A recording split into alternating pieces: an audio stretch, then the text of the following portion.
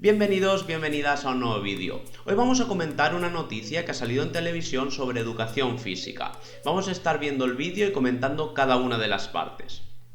¿Se deberá realizar con mascarilla? ¿Qué va a pasar con las actividades en grupo o el material compartido? Los expertos recuerdan que esta asignatura es importante. Vale, paro aquí en primera instancia porque hace las preguntas que creo que todos nos estamos planteando. Mascarilla, deportes colectivos o individuales y la importancia de la asignatura. Como siempre digo, creo que nadie ha cuestionado la importancia de la asignatura en todo el proceso que llevamos para la nueva normalidad, para establecer la normativa para el nuevo curso. Por lo tanto, esto no es cuestionable, pero sí que es cierto que el tema de realizar deporte con mascarilla se está cuestionando por diversas posibilidades, tanto por exceso de esfuerzo en ciertas actividades o por problemas respiratorios o que se puedan ocasionar al respecto. Seguimos. Contribuye al desarrollo físico y mental del niño. Los regates y las canastas en los centros educativos podrían estar en tiempo de descuento. El Consejo General de la Educación Física y Deportiva recomienda evitar los deportes de competición de cara al nuevo curso escolar. Vale, vamos a pararlo aquí porque pone ejercicios, actividades sin contacto y lo remarcan en amarillo, evitar deportes de cancha compartida. Es decir, ya estamos descartando los deportes colectivos. Realmente no es necesario descartar los deportes colectivos tal y como mencionaba anteriormente, el fútbol o el básquet. Simplemente creo que hay que cambiar la visión que tenemos sobre esos deportes. En lugar de realizar el deporte colectivo en sí, se puede trabajar la estrategia, la táctica y la técnica de manera individual, respetando la distancia de seguridad y siempre teniendo controlado el material. Obviamente no podemos hacer que un niño autoconfeccione un balón de fútbol o un balón de baloncesto, pero sí que podemos realizar grupos que siempre utilicen ese mismo material clase tras clase, es decir, cada sesión los mismos grupos y obviamente con una desinfección correcta al finalizar la sesión. Sería una posibilidad. La otra posibilidad es trabajar la táctica y la estrategia de manera un poco más teórica, pero siempre enfocada a la práctica y de una manera lúdica, porque si no se va a perder la esencia de la educación física. Apuestan más por actividades individuales y sin contacto, como el atletismo o los circuitos. Vamos a empezar por todos esos contenidos que a priori son más seguros. Por ejemplo, un baloncesto en el que hay que utilizar un balón todos al mismo es más complicado. Vale, es más complicado utilizar en baloncesto el balón si obviamente no tenemos el material necesario, en este caso pues 28 balones para 28 alumnos, que suele ser difícil que haya tanto material en los centros, además de que ese material se ha utilizado previamente por otros grupos o por otras clases y dependemos mucho de la correcta desinfección del mismo. Pero sí que es cierto que no tenemos que pasar por alto esos deportes colectivos, ya que no sabemos el tiempo que va a durar esta nueva normalidad. Por lo tanto, tenemos que trabajarlo y buscar la manera de trabajarlo de manera lúdica. Y siempre repito lo mismo, vídeo tras vídeo, pero me parece muy importante porque teorizar la educación física para mí no es una opción. Y también habla de circuitos o de atletismo como algo novedoso, no como algo novedoso, sino como si no estuviese ya dentro, ¿no?, de nuestras clases. Los circuitos y el atletismo creo que es algo que se ha trabajado desde siempre. Lo que pasa es que los circuitos ahora van a tomar mayor relevancia. Si los enfocamos de manera correcta, pueden llegar a ser incluso mucho más divertidos que una práctica deportiva sin más. ¿Por qué? Porque podemos poner postas de varios deportes a la vez. Postas donde cada alumno se confeccione su propio material y vaya trasladando ese material de posta en posta tras su posterior desinfección, y siempre que únicamente toque el material ese alumno, es decir, el alumno que ha confeccionado el material. Así vamos a evitar muchísimos riesgos. Sobre la mascarilla, todo dependerá, dicen, del espacio disponible del centro y de la intensidad del ejercicio. Vale, yo en este caso no estoy del todo de acuerdo. Obviamente no soy médico, técnicamente no podría explicar por qué tengo esta mentalidad frente a la mascarilla en el deporte. Sí que he leído mucho al respecto y dice que la mascarilla depende del espacio disponible y de la intensidad del ejercicio. Ahora, posteriormente, nos va a decir que también depende de si la persona está entrenada o no. Vamos a escucharlo y lo comento. Habrá que jugar con el distanciamiento. Cuanto más impacto tenga la actividad, mayor deberá de ser. Por ejemplo, para correr proponen que sea de al menos 10 metros, para así evitar llevarla, afirma. Hacer ejercicio físico intenso con mascarilla es muy difícil, ¿vale? Para las personas entrenadas a lo mejor es más sencillo, pero para los chavales que vienen después de un montón de meses de confinamiento, más los meses de vacaciones de verano, va a ser complicado. Vale.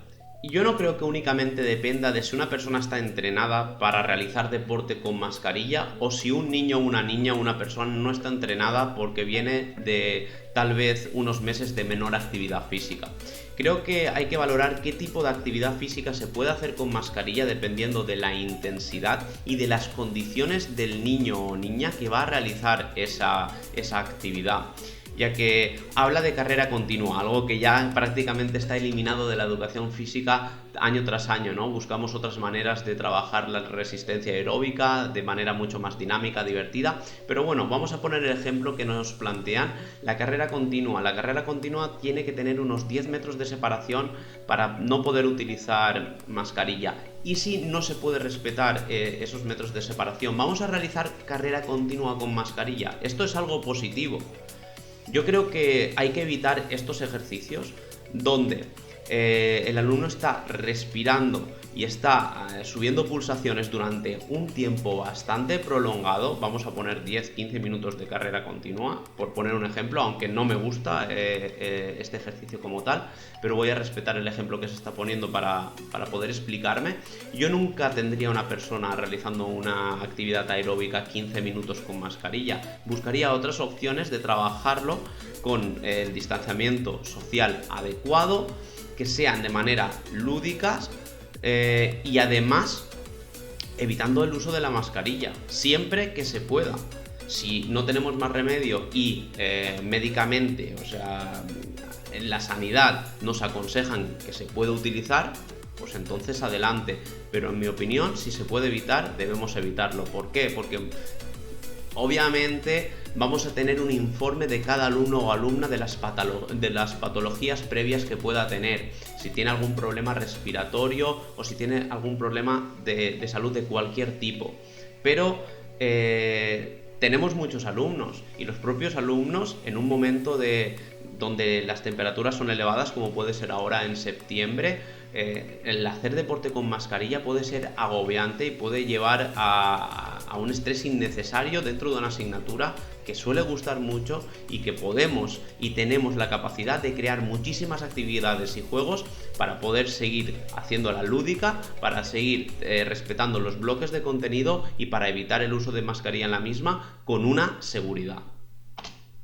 En cuanto a espacios, siempre que la climatología lo permita, mejor al aire libre y, si es necesario, complementarlos con otros. La utilización de espacios cercanos al mismo, colaborando con ayuntamientos, entidades privadas. Otra sugerencia. Estoy muy de acuerdo con Alicia, en este caso, que es una profe de educación física que aparecía en la noticia. Dice que hay que aprovechar o utilizar instalaciones públicas o incluso de entidades privadas que puedan dejarlo a los centros educativos, sabiendo y a sabiendas de la situación que estamos viviendo en educación, ¿no? De esa incertidumbre. Pero ¿y si no? ¿Y si hay centros que no tienen esa capacidad de ir a lugares externos al colegio para practicar el deporte? ¿Y si no tienen la capacidad de tener un espacio al aire libre? Por lo tanto, entonces sí que tendremos que valorar el uso de mascarilla y siempre poner por encima la salud a la educación. Y no digo que la educación no sea importante. Soy docente y para mí es una de las cosas más importantes que hay. Pero creo que la salud en este momento es mucho más importante y si tenemos que evitar ciertas actividades, aunque las tengamos temporalizadas en la programación, por seguridad las evitamos.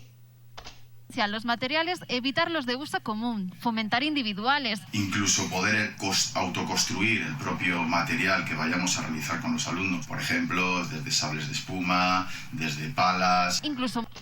Vale, creo que esto lo he repetido en todos los vídeos desde que estoy tratando estos artículos de educación física y estoy comentando cositas para el próximo curso. Siempre estoy diciendo que tenemos que fomentar la construcción de material propio, en la cual solamente tocará el material el alumno o alumna que lo ha realizado.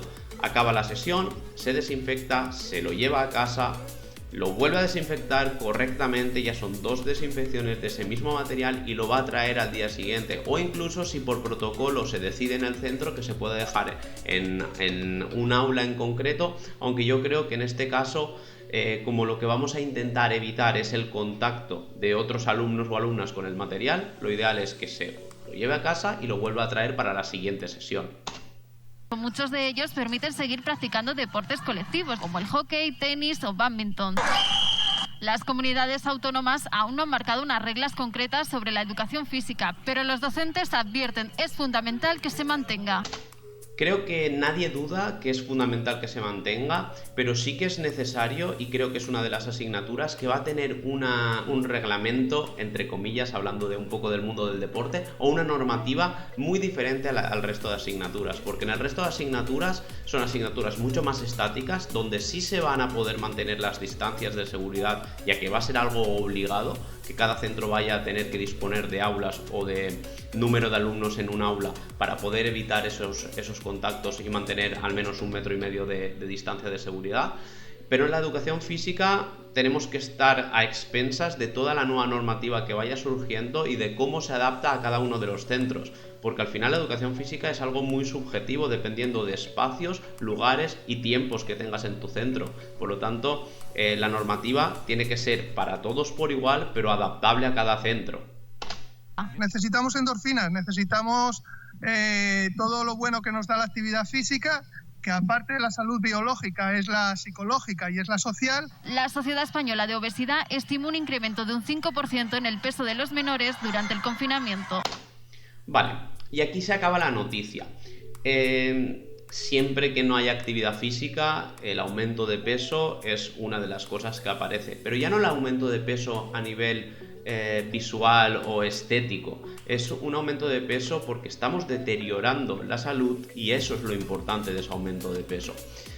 Han sido unos meses de menor actividad, aunque los profesionales de la educación física creo que hemos estado intentando mantener a nuestros alumnos y alumnas con clases online, con movimiento, fomentando ciertos retos. Incluso las redes sociales han fomentado muchísimo el deporte y es algo que se agradece para los profesionales, ese apoyo que tenemos también de las redes sociales, porque es algo que está presente en nuestra sociedad y es muy importante en la misma. Por lo tanto, tenemos que seguir fomentando la educación física, pero siempre de una manera segura, estando a expensas de la normativa que sale en cada uno de los países y aplicarla a nuestro centro de la mejor manera posible, de manera subjetiva. Si tenemos espacios fuera del centro para poder realizar educación física al aire libre y con mucho espacio, tenemos que aprovecharlos. Es cierto que se pierde una parte de la sesión en el desplazamiento hasta el punto, pero tal vez esto se pueda suplir pues poniendo 2 sesiones juntas, o hay miles y miles de variantes que tenemos que valorar a la hora de plantear la educación física de cara al siguiente curso. Espero que os haya gustado el vídeo, un saludo y hasta el siguiente.